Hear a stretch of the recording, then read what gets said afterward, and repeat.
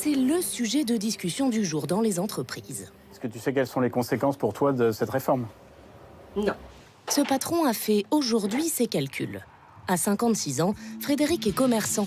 Et avec la nouvelle réforme, Verdict, 63 ans et 9 mois.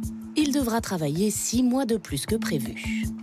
Ramener à une vie entière de travail, 2 trimestres de plus, c'est vraiment pas grand-chose.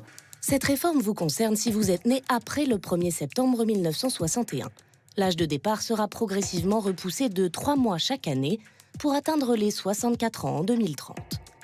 Pour toucher 100% de votre pension une fois retraité, il vous faudra cotiser 43 ans. Des règles un peu différentes pour ceux qui ont commencé à travailler très tôt. Tom a 20 ans, il est en alternance depuis plusieurs mois dans une agence immobilière. En cotisant 43 ans, il pourra s'arrêter à 63 ans au lieu de 64.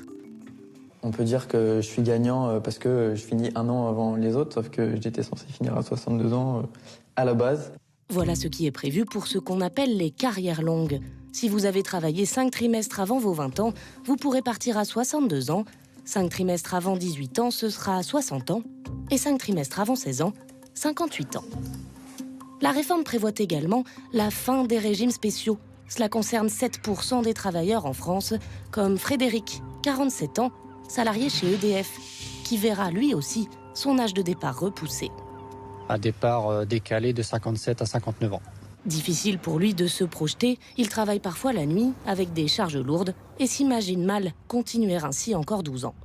On doit rentrer dans les parties nucléaires, par exemple le bâtiment réacteur, avec des activités qui sont parfois physiques, des ambiances thermiques aussi très chaudes. On peut travailler dans des locaux où il fait plus de 50 degrés. Enfin, pour les femmes qui ont élevé au moins un enfant et effectué une carrière complète, une surcote de 5% sur le montant de la pension est prévue au moment de leur départ à la retraite à 64 ans. Merci d'avoir regardé cette vidéo. Abonnez-vous pour ne pas manquer les prochains épisodes. À bientôt.